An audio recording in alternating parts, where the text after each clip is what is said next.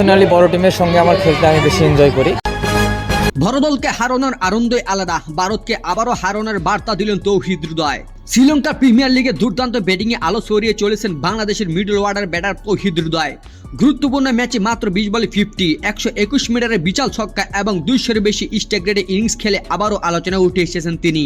Match শেষে হৃদয় জানান, ব্যক্তিগত অর্জনের চেয়ে দলের প্রয়োজন তার কাছে সবচেয়ে গুরুত্বপূর্ণ।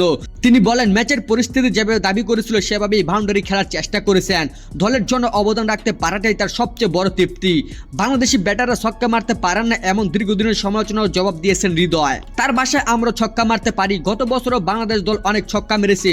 আসলে দল ভালো ফল করলে খেলোয়াড়দের সামর্থ্য আরো বেশি সবার সামনে আসে। শ্রীলঙ্কার উইকেট সম্পর্কে হৃদয়ের মন্তব্য, বর্তমান সেখানে প্রায় প্রতিটি ম্যাচে 200-এর বেশি রান হচ্ছে। তার মতে, ব্যাটিং বান্ধব উইকেটের পাশাপাশি ইম্প্যাক্ট প্লেয়ারের নিয়মও বড় স্কোর করতে সহায়তা করেছে। সবচেয়ে আলোচিত মন্তব্যটি আসে ভারতকে নিয়ে। আসন্ন বাংলাদেশ ভারত সিরিজের প্রসঙ্গে হৃদয় বলেন, বড় দলের বিপক্ষে খেলতে তিনি সবচেয়ে বেশি উপভোগ করেন।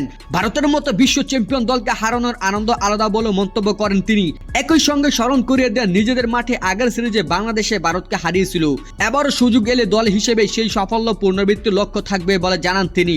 জাতীয় দলের নতুন দায়িত্ব নিয়ে কোনো বাড়তি চাপ অনুভব করেন না বলেও জানান হৃদয়। তার মতে, পেশাদার ক্রিকেটের চাপ থাকবেই। সেই চাপকে কিভাবে সামলানো যায় সেটাই একজন খেলোয়াড়ের আসল পরীক্ষা।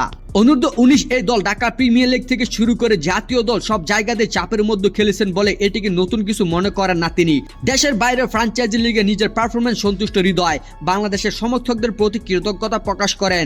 তিনি বলেন, বিদেশের মাটিতে বাংলাদেশের প্রতিনিধিত্ব করতে পারা গর্বের বিষয়, আর দেশের মানুষের ভালোবাসা ও দোয়াই তাকে আরো ভালো খেলতে অনুপ্রাণিত করবে।